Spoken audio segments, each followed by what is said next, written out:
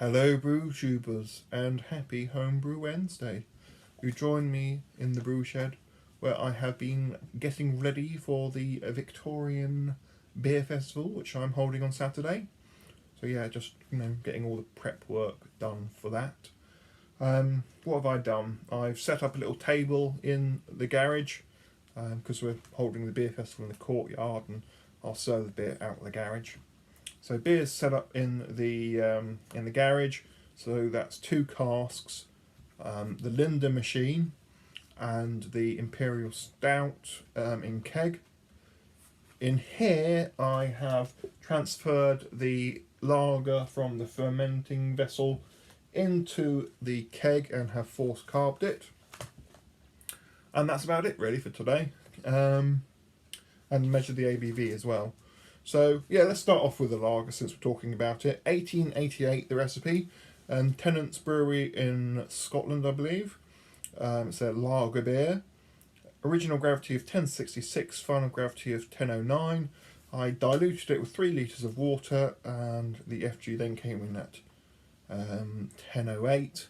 So I believe that makes it a 7.3% beer.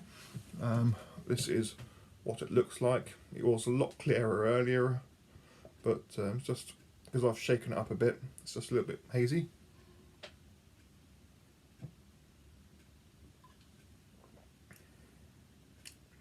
Quite malty.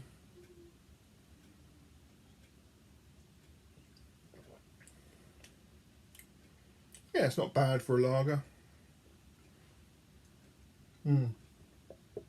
I think it was only supposed to be about 5%, but I really did do well on the efficiency. As I said, I did have to dilute it a little bit as well. That's very drinkable, even if it is ridiculously strong. So yeah, got the lager. In cask, I have an 1837 Reed Porter, a London Porter, which came in at 5.9%. Very tasty. More like a stout than a porter, to be honest, but it's definitely a porter. Also in cask, I've got an 1855 East India Contract IPA. That came in at 5%. Got a good sweetness to it, that has, but it's got shitloads of hops in, so it's got fairly bitter finish. Not overpowering, but it's certainly fairly hefty. That should be quite nice, I think. So yes, that as well. And then finally there is the Imperial Stout I made way back September last year.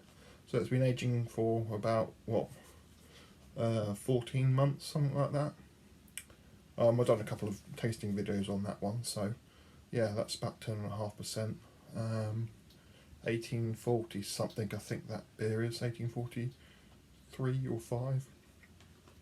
That is Barclay Perkins Imperial Brown Stout, I think.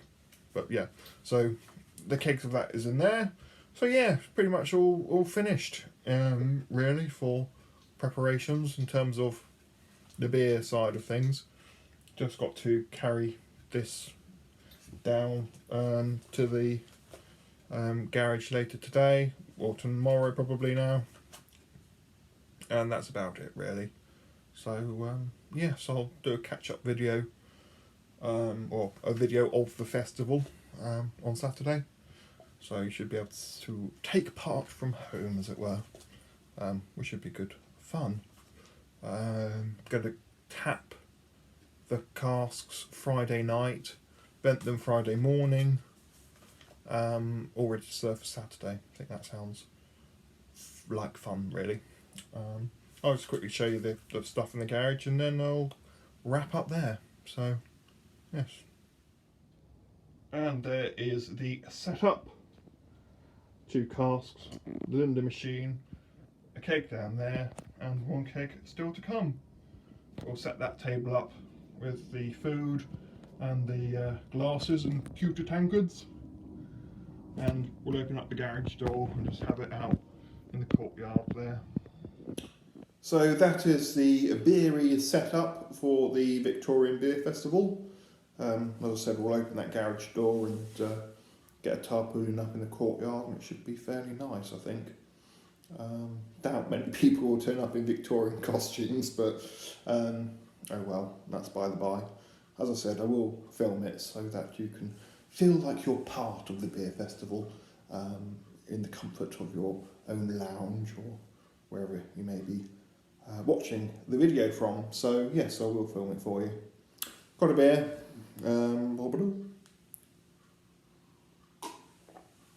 This is Rebellion Roasted Nuts Extra and some scampi fries, which were made for beer, as we all know.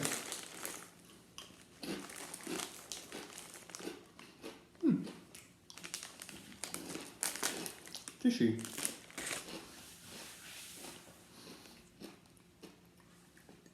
Quite a good beer, this. As I said, roasted nuts extra. 5.8%.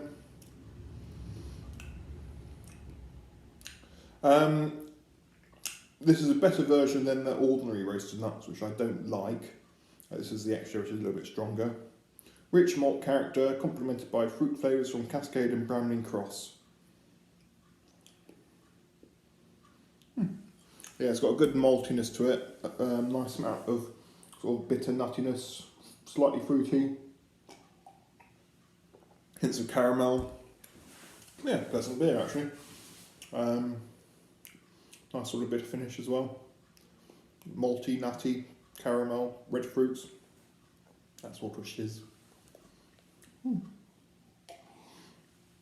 So I thought I'd finish this Homebrew Wednesday with a bit of commercial brewing update.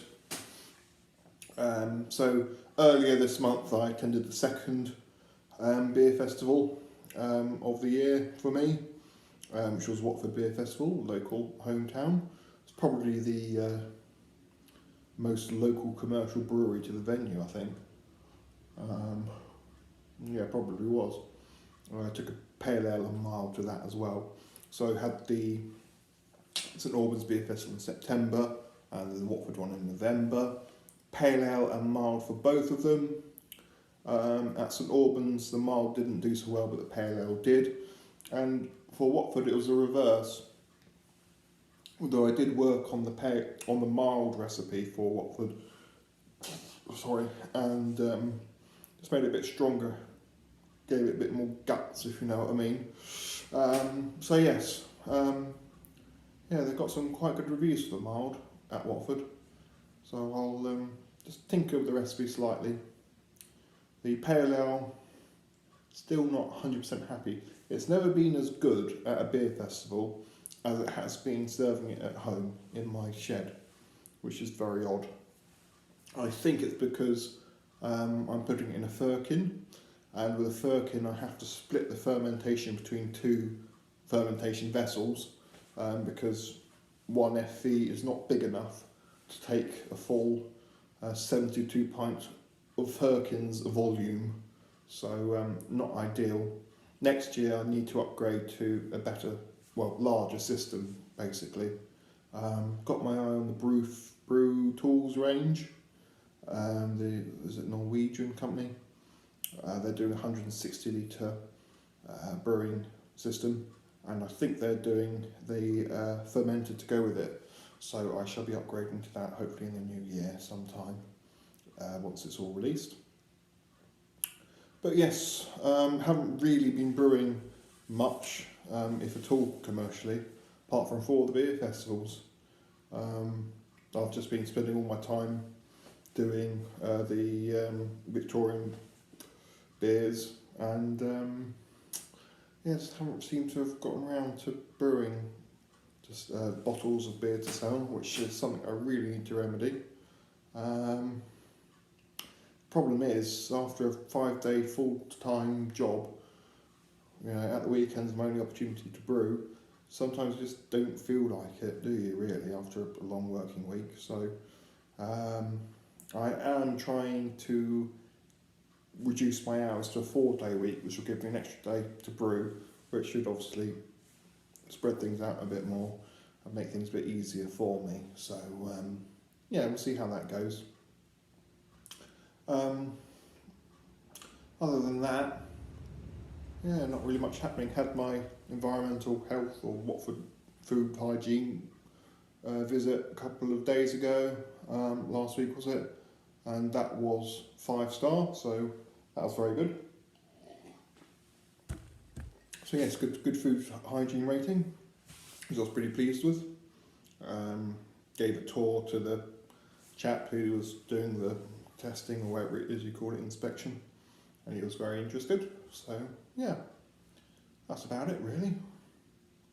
I'll try and brew twice more or 3 times more this year. I'm getting complaints that I haven't got any beer in the clubhouse, so I need to make something for home to keep my dad happy, and relatives as well who visit for beer. Thinking of some sort of pale ale with Equinox and El Dorado, so sort of a nice hoppy little beer. Want to do a winter warmer for commercial to sell. So honey and ginger winter warmer style beer. I made it last year and it was very successful, so I'm going to repeat the brew this year and hopefully should be very nice and get a couple of bottles of that out onto market. So yeah, that's about it really. Going to leave it there. Thank you very much for watching. I shall enjoy the rest of my beer and my scampi fries, and I shall see you all again soon.